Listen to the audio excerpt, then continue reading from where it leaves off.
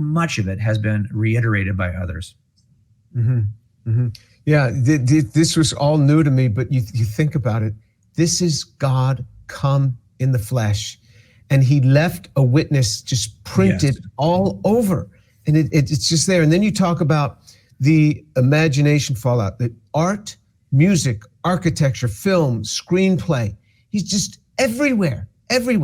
And how you even said you can just look at stained glass in churches all over the world, and you see the story of the birth and life of Jesus. And this is what you're talking about. Get rid of the New Testament, and you still have the story of Jesus. It's all there. Yeah, I know we're short of time. It's impossible to cover the depth. I mean, Frank Turk, a friend of ours, is an apologist. He said to me, why don't you write 10 books? Because there's 10 chapters here that there's no way you're going to be able to deep dive all these chapters. I said, well, you're right. But I just think that I'm lucky I get a chance to write one book, okay, with Zondervan, let alone 10. So let me just write one book. But you're right. The history of literature, art, music, education, science, and world religions have been so deeply impacted by the person of Jesus that, yes, all of these in most unexpected ways. On education, for example, if you just looked at the top 15 universities in the world today, they were all founded by Christ followers. That's not a list of Christian universities. That's just the list of anyone's list of top 10 universities in the world. Well, I've looked at all of them. It is about 15 in overlap. So 15, they're all founded by Christ followers. And if you went and visited those campuses, guess what you would learn about? Because they keep their old buildings. They like their old buildings. And those old buildings where they first taught classes are replete with images, scriptures, engravings of Jesus of Nazareth. The story of Jesus can be reconstructed just from the campuses and the charters of the top 15 universities today. As a matter of fact, 75 of the top 100 universities in the world were founded by Christ followers. As a matter of fact, Christ followers have founded more modern universities than any and every other group combined. Now, just think about that for a second. The reason why the scientific revolution is dominated by Christ followers, I mean dominated in a ridiculous way, is because they, for the most part, came out of the universities that Christians founded. Now, you could say, well, yeah, but look, if it's in Europe in the 16th and 17th century, come on, everyone's a Christian in Europe in the 16th and 17th century. Well, yeah, but there were more people outside of Europe who were not Christians that could have initiated the sciences, but didn't. There were far more people in Asia. But why is it the sciences are born and the modern disciplines of science are founded by Christ followers during this period of time more than any other period of time? It's in what we call Christendom, in a rich teaching worldview initiated by Jesus, who doesn't tell his disciples, go out and make converts. No, he says, go out and make disciples, teaching them what I have. He inaugurated a teaching culture that ultimately blossomed into the sciences. And this is something that's very unique to the Christian worldview. And while others have also participated in this, no one has dominated Nobel Prize laureates. No one has dominated winners of scientific awards or founders and fathers of scientific disciplines like Christians have. Do you think our kids know that? No, they don't know that. As a matter of fact, they think in order to be a scientist, I'm going to have to abandon my Christian beliefs, abandon my view of miracles, abandon my view of the resurrection. Well, the history of science says something different. And we have to make a decision for this generation in 2021, 2022. Make a decision. Do we want our kids to pursue the sciences? I hope we raise up all of our kids to pursue the sciences. We need to own the things that a Christian worldview gave birth to. And one of those is the sciences. It's wonderful. This is music to my ears. Now tell me, what is it about Christianity? What is it about God being distinct from his material creation, which allows us to worship God and study his creation and look at it as something that's consistent? If he had been a willy-nilly God and made, for example, every biological system different, we never could come up with medicines. It's because of the consistency of God and his consistency as he lays out in the scriptures that we have something to put our hook into and study.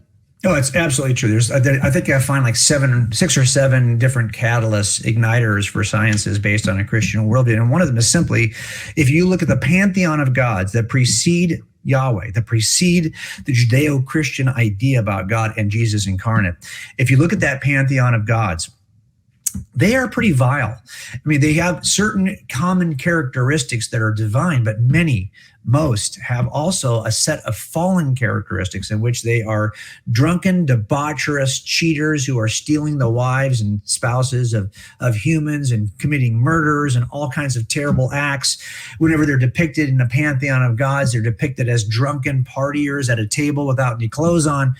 And if this is the nature of the divine realm, okay, why would we expect in a disorderly bunch of gods there to be order anywhere else? But if the world around us is the product of a single, rational, orderly God who has designed us in his image, why would we even think we have the rational ability to examine the world rationally? It's because we're created in the image of a single, orderly God who is not he is not detached, but he is distinct from his creation. It's not like we can say, well, what causes this current in the ocean? It must be Poseidon is mad today. Well, why would there be lightning on the skies today? Well, it must be that Zeus is angry about something. Look, if that's the case, we can't really study. What's the point in studying any phenomena? It's all just the direct interaction of gods who are not distinct from the creation. On the other hand, if God is distinct from his creation and is rational and orderly, we would expect that his fingerprints would be rational and orderly, something that we can discover with our rational, orderly minds, since we are created in his image.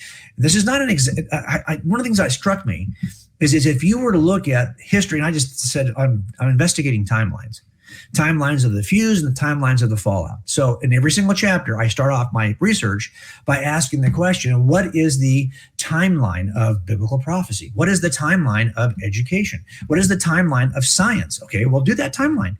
You'll see when the foundational philosophies of science are established in antiquity. You'll see when natural philosophers appear on the scene, and it's pretty static. And then suddenly you'll see this natural philosophy blossom into observable, testable science. And then you have the scientific revolution, all this explosion of activity. Well, where do you think Jesus stands in that historic timeline? Right before the explosion. Now, is that just a coincidence? That's what I needed to know. By the way, it could have been 1,000 years earlier when all that nothing was happening. But no, he's actually right before the explosion. Well, it's because there's something about the Christian worldview that is the igniter for the explosion. And this is just the nature. Look, for example, one simple thing too. I had a structural engineering when I was in architecture. We had to do 3 years of structural engineering. 2 years of calculus. Then you're in a structural engineering for 3 years. I had a professor. His name was Bhupendra Singhal. He was geeked out on structural engineering. He loved it. And there's lots of good teachers who are just geeked out on their topic. But Christians took it another level higher. They weren't just interested in the topic. They actually saw their work in the field as an act of worship, of devotion. In other words, all the intensity and passion that we often reserve for God. Scientists historically, Christian scientists have historically exercised in their work as an act of devotion and worship. This is why Kepler says that we were just thinking God's thoughts after him. Well, this is something very different, and it raises the bar in a way that simply cannot. I mean, there's things that you and I will do that are risky, that have no monetary value, but we think they are acts of devotion that God has called us to perform. We all do this.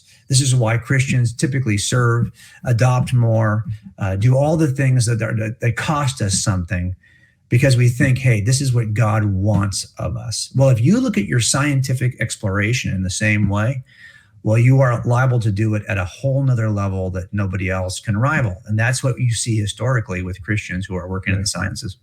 And if you ask people very often about science and faith, and they will grab hold of this story of Galileo, and they'd say, look, the church tried to stop him. But you actually, as many people have told the true story of what was going on. Galileo had done some things that really upset the Pope, although the Pope was a big supporter of his before that. And so Yep. you really put that story in